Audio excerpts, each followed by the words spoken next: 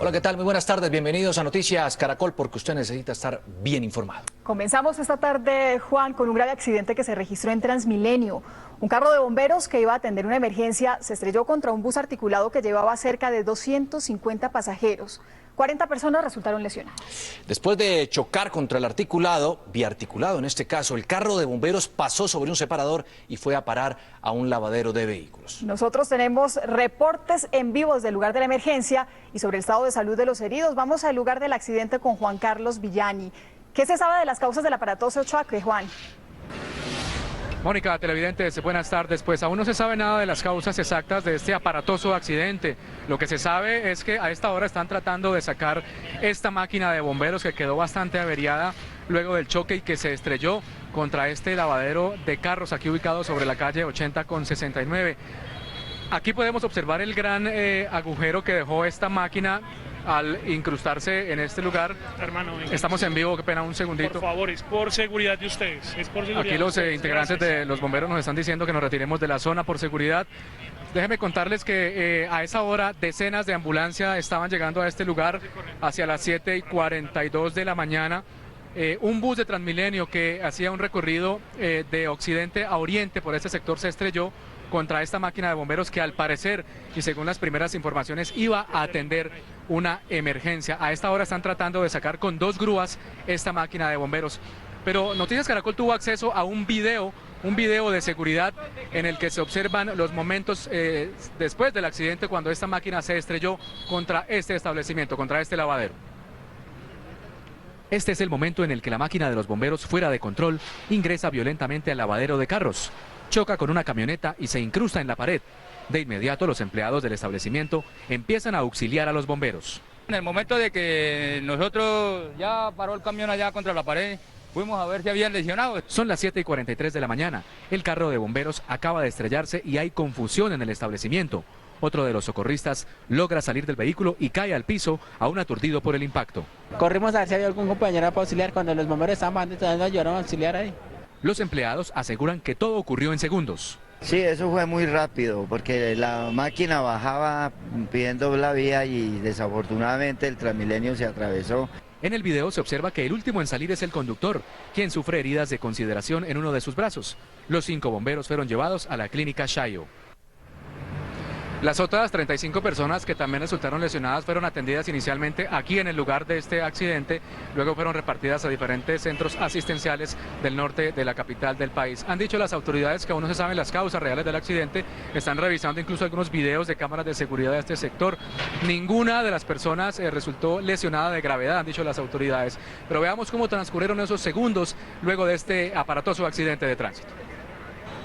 Momentos de angustia se vivieron en la calle 80 con 69 en Bogotá esta mañana. El bus de Transmilenio que iba de occidente a oriente se estrelló con una máquina de bomberos que iba en sentido sur-norte, al parecer a atender una emergencia. El saldo, 40 personas heridas, 35 del bus articulado y 5 bomberos. No, pues nosotros, yo vine a la parte de atrás del bus y veníamos siempre a una velocidad normal cuando escuchamos el estruendo y vimos que salió el carro de bomberos hacia el lavadero.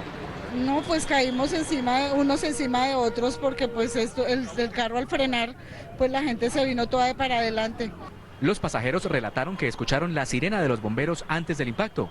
La máquina fue a parar dentro de un lavadero de carros. La verdad no se fue un estruendo, mucho caos en el momento que se estrelló con el bus de bomberos y no supe más nada. Al sitio llegaron numerosas ambulancias para trasladar a los heridos a diferentes centros asistenciales del sector. Los socorristas que resultaron lesionados fueron llevados a la clínica Shayo. Al momento de la evacuación médica, ninguno de ellos crítico, la mayoría son lesiones cervicales, dorsales, lumbares, de cadera, de miembro inferior y uno de clavícula. Los bomberos de Bogotá señalaron que por fortuna no hubo víctimas mortales. A pesar de la espectacularidad del accidente, no tenemos fatalidades que lamentar. La máquina de bomberos que quedó incrustada en este establecimiento también averió varios vehículos a su paso. Muchos de los lesionados que esta mañana nos atendieron y muchos de los habitantes y empleados de esta zona de Bogotá manifestaban que efectivamente escuchaban la máquina de bomberos que venía a lo lejos, que llegó a esta intersección de la calle 80 con 69 y que se estrelló en la parte de adelante de este vehículo articulado. Han dicho las autoridades, específicamente los bomberos de Bogotá, que esta máquina de bomberos había asistido a su revisión técnico-mecánica a comienzos de año y el mes pasado asistió a su última revisión. Es la información desde el norte de Bogotá. Juan Carlos Villani, Noticias Caracol. Juan Carlos, pues muchos de esos heridos de los que usted habla fueron trasladados a 6 centros asistenciales cercanos a la zona donde se presentó este choque. Vamos de inmediato al Hospital de San José Infantil con Angie Camacho. ¿Cómo están los heridos trasladados a ese sitio, Angie? Buenas tardes. Juan Diego, Mónica, buenas tardes. Mire, hasta este centro asistencial fueron trasladados 7 de las 40 personas que resultaron heridas. Ya 2 de ellas fueron dados de alta, se mantienen 5 y todavía han dicho las autoridades médicas que en cualquier momento ellos podrían también ser dados de altas. Aquí fue remitida la única mujer menor de 18 años involucrada en este accidente. Los heridos, que ninguno reviste gravedad, es importante decirlo, presentan traumas leves y sobre todo golpes a nivel abdominal en la mayoría de los hospitales. Fueron trasladados a centros como la Clínica Colina, el Hospital de Fontibón, la Clínica Partenón, la Fundación Cardioinfantil, la Clínica Chayo y el Hospital de Engativá. Hace minutos hablamos precisamente con Mauricio Cuberos, el gerente de este hospital, quien ha dicho un parte médico sobre cómo avanza la salud de estos heridos. Son 3 pacientes hombres y 3 pacientes mujeres, están entre los 18 y los 36 años. Los pacientes están en una condición estable, ninguno tiene riesgo importante. Solamente hay un paciente que está con un traumatismo abdominal cerrado que requiere algunos tipos de estudios más profundos, pero el paciente también se encuentra clínicamente estable.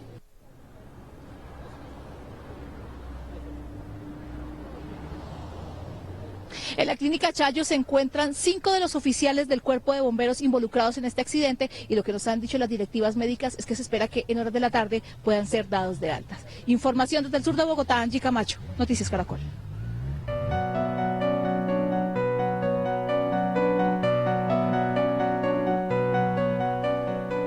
La otra noticia del día es la muerte del maestro Álvaro Mutis. El mundo de las letras en Colombia e Iberoamérica está de luto.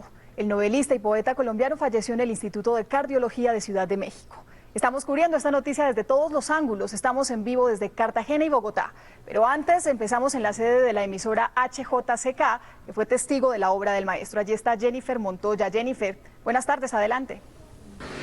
Hola Mónica, buenas tardes. Pues así es, estamos en la sede de la emisora cuyas paredes fueron testigo de la voz, pero también de las ideas irreverentes y eso sí, siempre literarias del maestro Mutis. Nos hemos encontrado audios memorables, pero antes de mostrárselos queremos que vean un perfil del maestro Mutis. ¿Quién era? ¿Cuál ha sido la importancia de su obra en la literatura mundial y cuáles fueron los momentos más importantes de su vida? ¿Quién mejor para hablar de Álvaro Mutis que su propia sangre? Santiago, su hijo, lo describió maravillosamente viendo rodar su historia en fotografías. Mi padre nació en Colombia el 25 de agosto de 1923. Estudió en el Colegio San Michel en Bélgica, donde vivió su infancia. De allí su devoción por Europa. Mis abuelos, arraigados a la tierra, eran también constantes viajeros. Bruselas, Amberes, Brujas, París y Colombia, a la que siempre se volvía.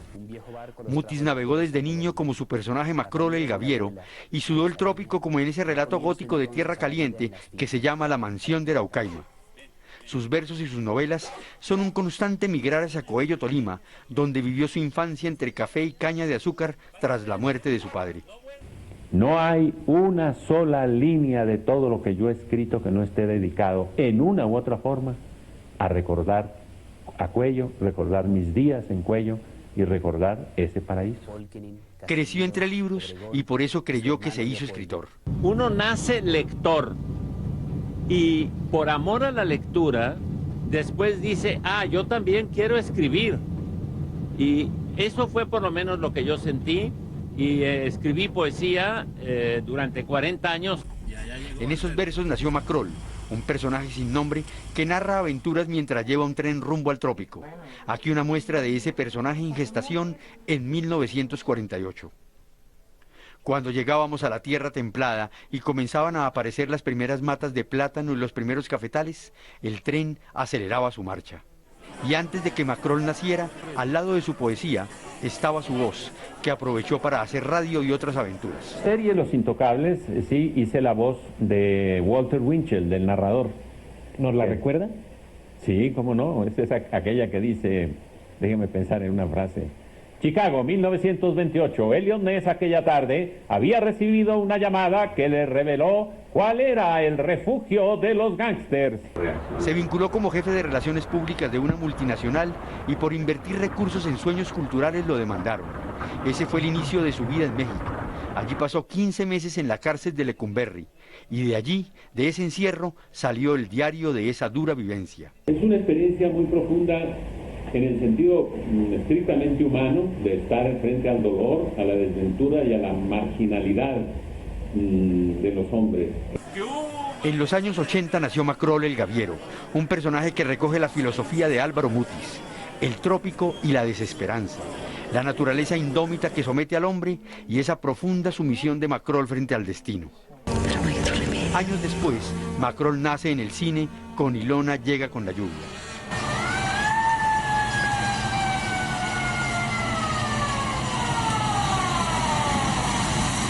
Dame un par de yucas caliente, descaliente.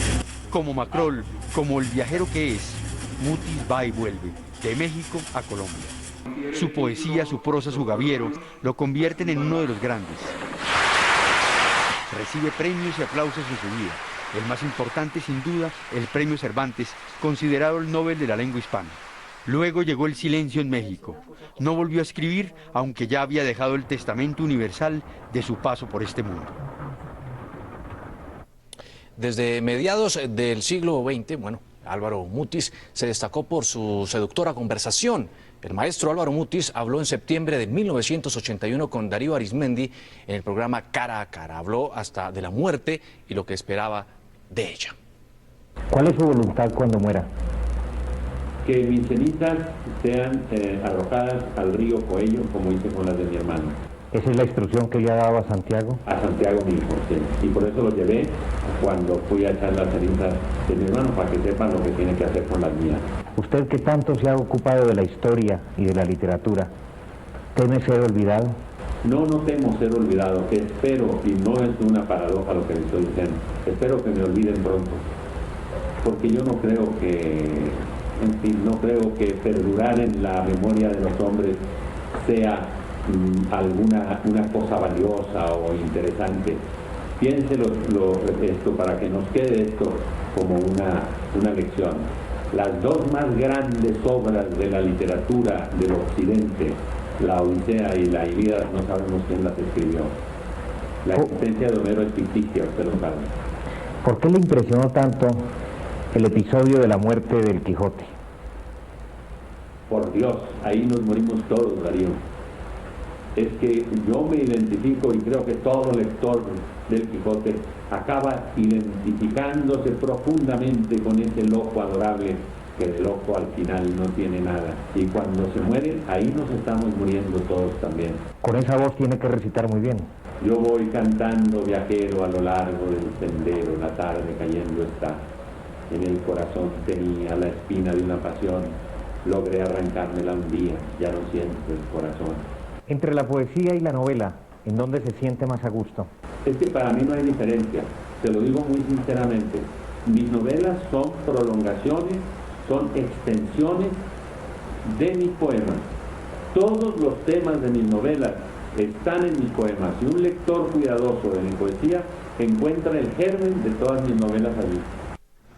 Uno de los sitios en donde con más nostalgia despedirán al maestro Mutis es el corregimiento de Coello en el Tolima. Se trata de un lugar que le sirvió de inspiración y que siempre estuvo presente en sus obras. Allí estuvieron hoy las cámaras de Noticias Caracol. No hay una sola línea de mi obra que no esté referida en forma secreta o explícita al mundo sin límites que es para mí ese rincón de la región de Tolima. Decía el maestro Mutis al referirse a Coello Cocora, un caserío ubicado a 15 minutos de Ibagué, donde pasó parte de su infancia. Sí, él anduvo harto acá. Yo digo que nos pasamos, era recochando, jugando por ahí. Y él andaba, pues como él estaba más volantón que nosotros. Además recuerda que siempre lo acompañaba una pequeña pizarra donde escribía y pintaba. Él cogía y los anotaba todos en un cuaderno. En un cuaderno no, en una vaina así, esa cosa que llamaban pizarras era la cosa.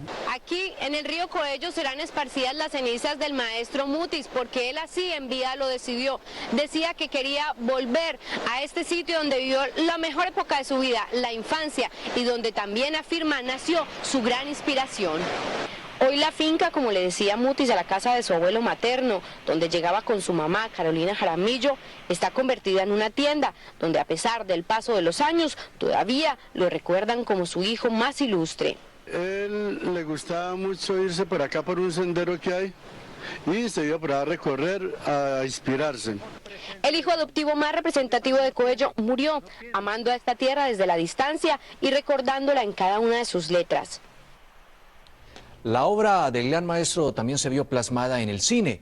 Ilona llega con la lluvia y la mansión de Araucaima fueron dos de las historias del gran escritor y poeta Álvaro Mutis, con las que seguramente muchos colombianos tuvimos contacto. Margarita Rosa de Francisco y Vicky Hernández le dieron vida en la pantalla a las protagonistas de sus creaciones. Con modestia, el propio Álvaro Mutis se refirió a su novela Ilona llega con la lluvia, llevada al cine en 1996 bajo la dirección de Sergio Cabrera y con Margarita Rosa de Francisco como protagonista. Según él, nunca creyó que su obra cumpliera con los requisitos para ser llevada a la pantalla. A mí me parece que es la novela que menos posibilidades tiene para el cine. Me dijo no, yo creo al contrario que es la que más posibilidades tiene. Como él sabe de cine y yo no. Pero otra cosa pensó después de verla. Una vez tuvo la oportunidad de asistir al teatro y disfrutarla, entregó el mejor balance. Una excelente película, estoy muy satisfecho, me voy muy contento porque la pude ver como película, ya no como un trasunto de mi libro, sino como película hecha y me pareció magnífica. ¿Humberto es el Macron que usted se imaginaba? Sí, y Margarita Rosa es la Ilona perfecta. 10 años atrás, La mansión de la Araucaima, el cuento también escrito por el poeta bogotano, había sido llevado a la pantalla. En esa ocasión fue Vicky Hernández la protagonista. La actriz encarnó a la Machiche. De esta manera, Álvaro Mutis quedará inmortalizado, no solo en las letras, sino también en la pantalla grande. Es tan grande el legado que Álvaro Mutis ha dejado en la historia del país que en su honor varios colegios llevan su nombre y en uno de ellos, en el sur de Bogotá, precisamente se encuentra Diana Rodríguez. Diana, ¿qué dicen los estudiantes y los directivos? Buenas tardes. Mónica, buenas tardes. Pues mire, tanto los estudiantes como los directivos dicen que se sienten muy orgullosos de que su colegio lleve el nombre de Álvaro Mutis, este gran escritor colombiano. Dicen que para ellos es un honor y que además se sienten comprometidos en preservar el legado que ha dejado el literato. El rector nos ha dicho que desde temprano los estudiantes han comentado la muerte del escritor y que han hecho propuestas para los homenajes que le van a realizar en toda la semana. Veamos un poco más de lo que nos encontramos en este colegio. Álvaro Mutis se encuentra presente en todos los rincones del colegio, desde los uniformes, la agenda escolar y el himno de la institución hasta las carteleras del plantel. Con poemas como este lo recuerdan hoy. Amén. Que te acoja la muerte con todos tus sueños intactos, al retorno de una furiosa adolescencia, al comienzo de las vacaciones que nunca te dieron. En la biblioteca lucen con orgullo la amplia colección de libros que han recopilado del escritor. Toda la alegoría de Macrol el Gaviero, de Ilona llega con la lluvia, La mansión de Araucaima y muchas otras obras. En las clases de español repasan constantemente los escritos de Mutis. Hace poco hicimos el festival de poesía, de canto y poesía, en la cual se resaltó al escritor Álvaro Mutis en su poesía Sonata. Su libro más famoso fue La balanza, y que de estos libros fueron incinerados en la época en que Colombia sufría un gran conflicto social. Hoy el colegio está de luto, pero también de celebración, agradeciendo por la vida del gran maestro. Con este cuadro en el que su rostro quedó plasmado y con este obituario cubierto de cintas negras, hoy despiden a quien fue la musa para la creación de esta institución. Bueno, otra de las cosas que nos han contado es que ellos intentaron varias veces que Álvaro Mutis viniera a conocer este colegio que lleva su nombre, pero no fue posible. El rector nos dice que le mandaron varias cartas, pero el literato ya se encontraba muy enfermo. Para esta semana tienen programados homenajes, una misa en su nombre y además el anuario llevará un obituario en honor a Álvaro Mutis. Esta es toda la información desde el sur de Bogotá. Diana Rodríguez Carvajal, Noticias Caracol. Muchas gracias, Diana. Y Cartagena es una de las ciudades colombianas donde más se lamenta la muerte del novelista Álvaro Mutis. Y es que allí viven muchos de sus amigos más cercanos. Vamos en vivo con Carlos Cataño. Carlos, buenas tardes. ¿Cuáles son las reacciones? Buenas tardes, pues aquí en Cartagena hay muchas voces de lamento por la partida del maestro Álvaro Mutis y hay una razón esencial, es que Cartagena significaba mucho para este creador colombiano. Aquí consolidó muchas de sus amistades, entre ellas con el Nobel de Literatura Gabriel García Márquez, con el pintor Alejandro Obregón, con el director del Festival Internacional de Cine Víctor Nieto, en fin, con muchos de los creadores locales. Y esta calle particularmente tiene un especial significado para el maestro Álvaro Mutis, por cuanto aquí quedaba el diario El Universal, donde él se conoció con el maestro García Márquez, queda también la fundación del Nuevo Periodismo, donde vino como conferencista, y también está a un lado la oficina del Festival Internacional de Cine, donde vino como jurado en varias ocasiones. Cartagena no solo era un universo inspirador en la narrativa de Álvaro Mutis, sino la ciudad donde cultivó amistades entrañables. Y él venía mucho al Festival Internacional de Cine y aquí se juntaban Obregón, García Márquez, Víctor Nieto, todo ese grupo. De la mano de sus amigos, conoció la extraña fascinación de Cartagena, de la que se declaró seducido. La ciudad también le profesó gratitud. Hay una foto muy importante que es la que está el Gabo, Don Víctor, María Luisa Benberg, que fue jurado también en esa ocasión de Argentina y está recibiendo las llaves de la alcaldía, o sea que él es un huésped ilustre de nuestra ciudad. Aquí llegó como literato, conferencista y crítico de cine, pero era en la humilde condición de amigo y buscador de historias como más le gustaba llegar. Ese mundo mágico y maravilloso en el que ellos pueden imaginarse muchas cosas para la literatura. La muerte de Mutis sacudió de tristeza a sus amigos y admiradores, entre ellos Jaime García Márquez, hermano del Nobel de Literatura, quien ahora entiende por qué Gabo quedó silenciado de dolor. Yo no puedo imaginarme de ninguna manera cómo será la conmoción de Gabito y de los amigos de ellos. Estoy conmovido, estoy emocionado casi al borde de las lágrimas. ¿Cómo serán ellos? ¿Cómo estarán ellos, que eran parte de su propia sangre, de su propio espíritu? En la historia de Cartagena, Álvaro Mutis figura como personaje ilustre. Por eso, se avecinan homenajes en su agitada agenda cultural.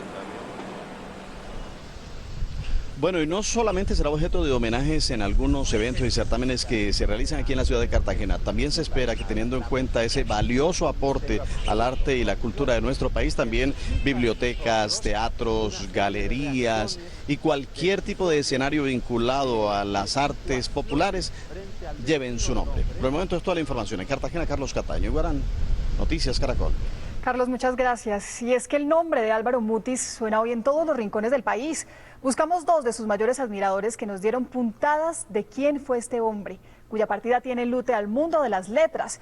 Y no faltaron quienes desempolvaron su biblioteca para recitar algunos de sus memorables versos.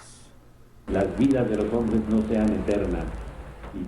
Quienes lo conocieron no solo hablan del poeta, novelista, ensayista, cronista, sino también del Mutis entrañable. Él era un hombre muy optimista y muy feliz, escribió además muchas novelas, no solo su aporte fue en la poesía, sino en la narrativa contemporánea, como La nieve del almirante. Hay una anécdota que retrata a ese Mutis capaz de producir versos elocuentes y a la vez soltar perlas como esta. Con su primer libro, La balanza, que publicó el 8 de abril de 1948, y al día siguiente ardió en el famoso Bogotazo, y se agotó, decía Mutis, por incineración. El poeta Gustavo Cobo también hace una particular lectura de su amigo y colega. Digamos, revoluciones que unos las consideran muy válidas, como la revolución industrial, como la democracia, como el voto, como el progreso, y eso le parece a Mutis absolutamente inútil y detestable. Pero Álvaro Mutis, más allá de su legado literario, vivió convencido de que era posible ser poeta sin morir en el intento. ¿Cuál es el poema o libro que más recuerda de Álvaro Mutis? Cuéntenos con la etiqueta numeral Las Letras de Mutis.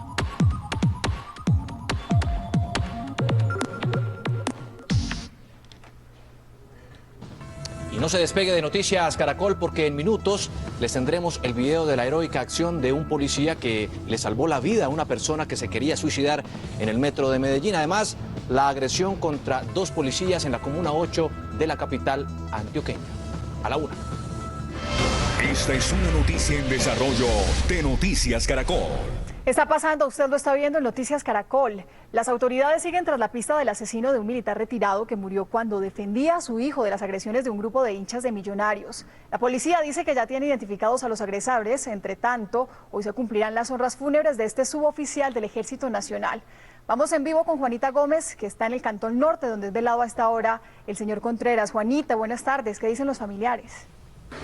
Buenas tardes, Mónica. En el Cantón Norte continúan ya las honras fúnebres de don Pedro Contreras. Todos sus familiares y amigos, sus amigos más cercanos, están acá reunidos para darle el último adiós. Nosotros tuvimos la oportunidad de hablar con algunos de sus familiares, con su hija, nos manifestaron, están pidiendo y exigiendo justicia por su caso, pero además piden que haya una reflexión a nivel nacional sobre lo que está pasando con los hinchas de los distintos equipos de fútbol. ¿Por qué los enfrentamientos? ¿Por qué esta intolerancia? Esto fue lo que nos contaron. La hija de don Pedro Contreras, el militar retirado que murió cuando defendía a su hijo que era atacado por un grupo de hinchas, llegó hasta el sitio donde horas antes su padre fue asesinado. Mi papi era un ángel. Mi papi, por supuesto, siempre fuimos su vida. Hace 8 días nos había dicho que él daba su vida por sus hijos.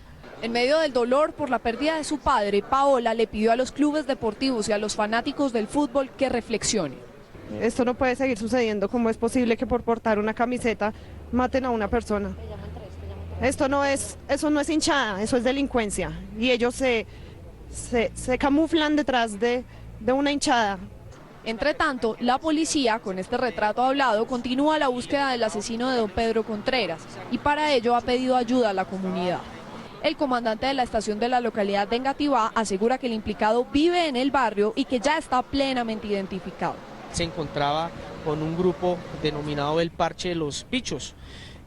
Allí están estos sujetos que en el video se evidencia, estaban acompañándolo, alias Michael, Tachuela, Tyson y Mateo. Según varios habitantes del barrio, el grupo de jóvenes presuntamente implicado en el hecho pertenece a una división de barras bravas conocida como Los Pinzas.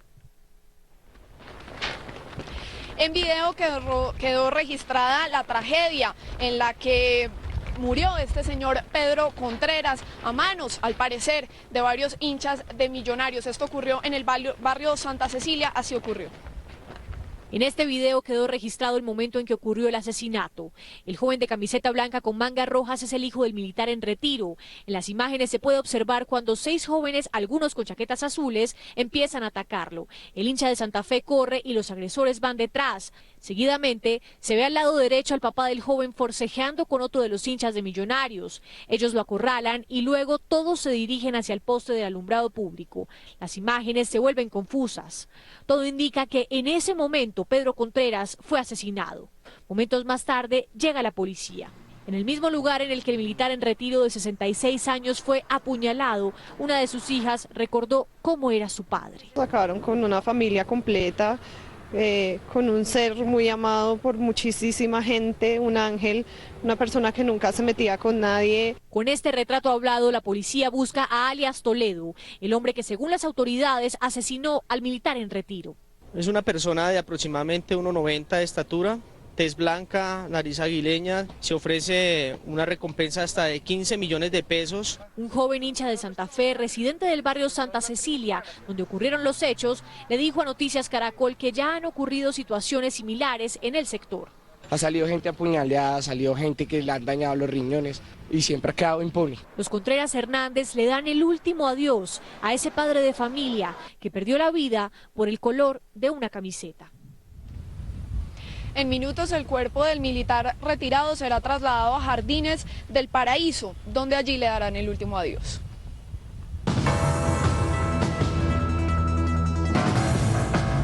En Noticias Caracol, las noticias tienen contexto. Este lamentable caso no es el único que se ha registrado por la intolerancia de algunos hinchas y el color de una camiseta.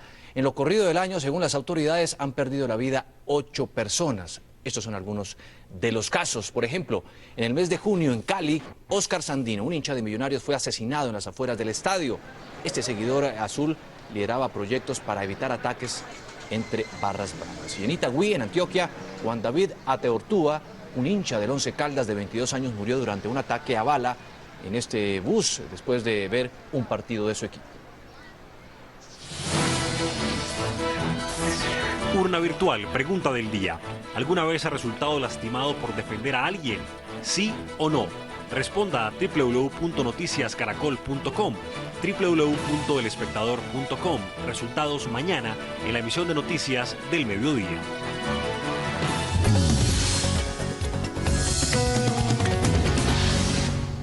Un policía salvó la vida de un hombre que amenazaba con lanzarse a los rieles del metro de Medellín. Diana Pérez tiene toda la información. ¿Qué pasó, Diana? Buenas tardes. Muy buenas tardes, Mónica. Mire, una historia bastante bonita, pues la hizo el subintendente Leonidas Rosero, pues él le salvó la vida a un hombre que se intentaba suicidar, lanzarse a los rieles del metro de Medellín, pero para contarnos la historia, pues a mi lado tengo al héroe de esta noticia del día de hoy.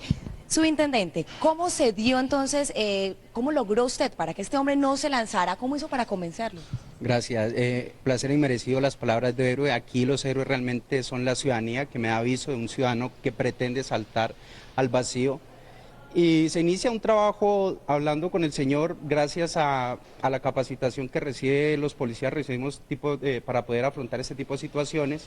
Y se inició un trabajo de diálogo con el señor, un acercamiento, porque las intenciones de él era arrojarse si alguien se acercaba, y en ese diálogo logramos estar cerca de él, ofrecerle un cigarrillo, y en el momento que el señor se pone cómodo para fumar su cigarrillo, le sujeto la mano, y la ciudadanía, como ustedes pueden observar en el video, se volca desinteresadamente a costas de su propia integridad para salvar a este ciudadano. Bueno, la pregunta de nosotros en meses pasados también vimos algún patrullero que en alguna otra ocasión le salvó la vida a otra persona que intentó lanzarse al metro de Medellín. El patrullero Luis Ramírez, ¿usted también va a ser condecorado como él? ¿Qué le ha dicho el general? No, el trabajo de nosotros es sin ningún interés, simplemente servir, la vocación del servicio, atender al ciudadano. Los méritos y los reconocimientos que vengan son por añadidura. La mayor satisfacción es al verle podido ayudar a este ciudadano que se encontraba en un momento de debilidad. Bueno, pues felicitaciones entonces por este hecho, esperemos entonces que lo condecoren y lo feliciten en la institución. Bueno, y por otra parte tenemos otras noticias de Antioquia, pues un grave caso de intolerancia se presentó en el barrio Aures, occidente de Medellín, en la Comuna 7.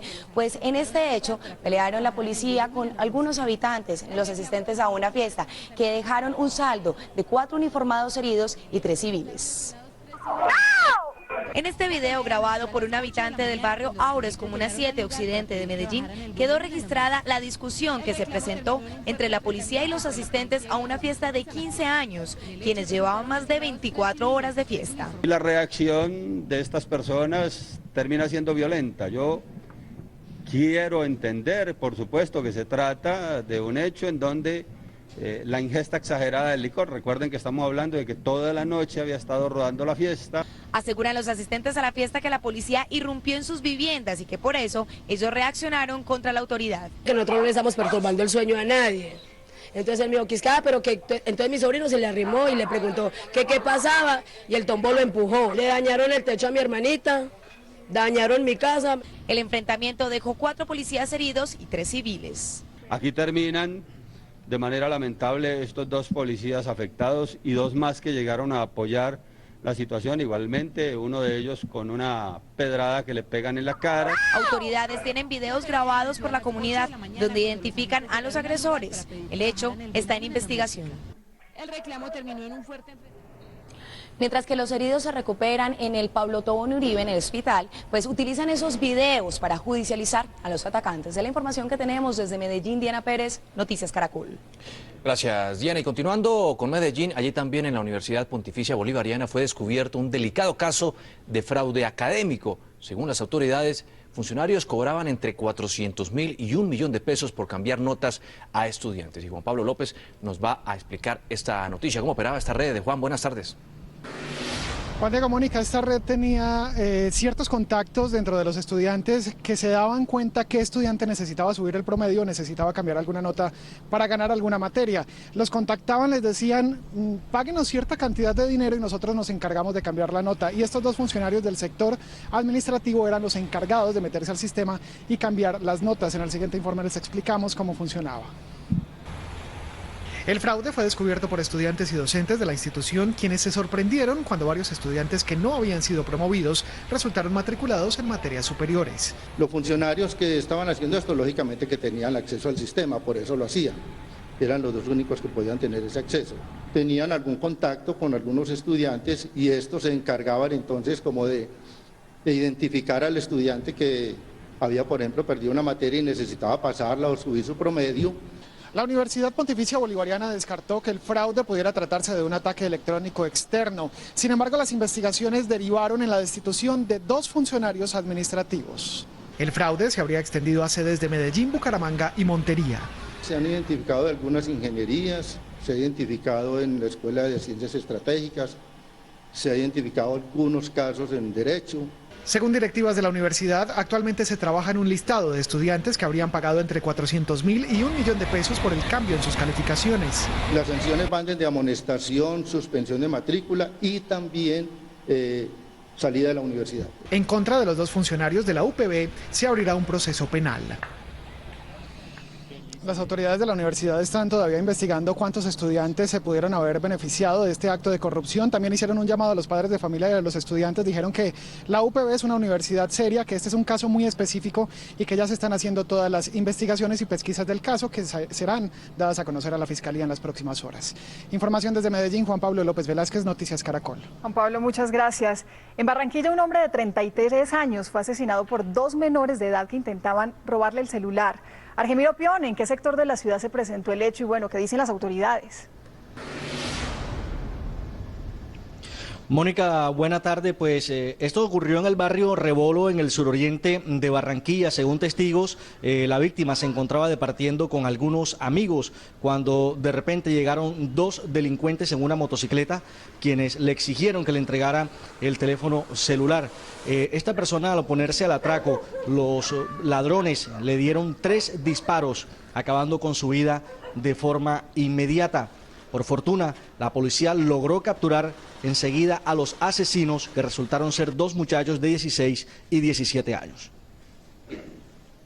A las 4:30 de la mañana, 2 menores de edad, uno de 16 y uno de 17 años, abordan a esta persona para hurtarle el celular, le quitan la vida, son capturados en flagrancia y presentados ante la Unidad de Responsabilidad Penal para Adolescentes de la Fiscalía General de la Nación. Los presuntos asesinos tendrán que responder ahora por el delito de homicidio agravado y porte ilegal de armas. Ernesto Saucedo Sandoval era un chef de 33 años y deja 2 hijos menores de edad. En Barranquilla, Argemiro Pion, Noticias Caracol. Muchas gracias, Argemiro. Y en Pitalito, Huila, un asaltante fue herido por su víctima cuando intentaba robarle 16 millones de pesos que acababa de retirar de una entidad bancaria. Otro delincuente que se movilizaba en una motocicleta huyó. Estas impresionantes imágenes muestran el momento en el que este comerciante de café se baja de un taxi y segundo después es abordado por 2 individuos quienes venían siguiéndolo en una moto. Uno de los hombres desciende de la motocicleta y con arma en mano intenta robarle cerca de 16 millones de pesos que llevaba en su bolso. De inmediato, el comerciante, quien también estaba armado, reacciona e impacta al presunto ladrón con varios disparos. El otro hombre, quien esperaba al atacante en la moto, al ver que se complicaba el robo, decide huir del lugar de los hechos. Si en ese momento ya el individuo que se encuentra herido fue puesto a disposición de la autoridad competente, de igual manera continuamos con las pesquisas con el fin de poder ubicar al conductor de la moto que también participó en este hecho. Para el comandante de la policía en el Huila, este hecho se da debido a que la ciudadanía no acepta la escolta que ofrecen los bancos cuando retiran grandes sumas de dinero. Según las investigaciones de las autoridades, el hecho es atribuible a la delincuencia común. En el Huila, Edgar Donoso, Noticias Caracol.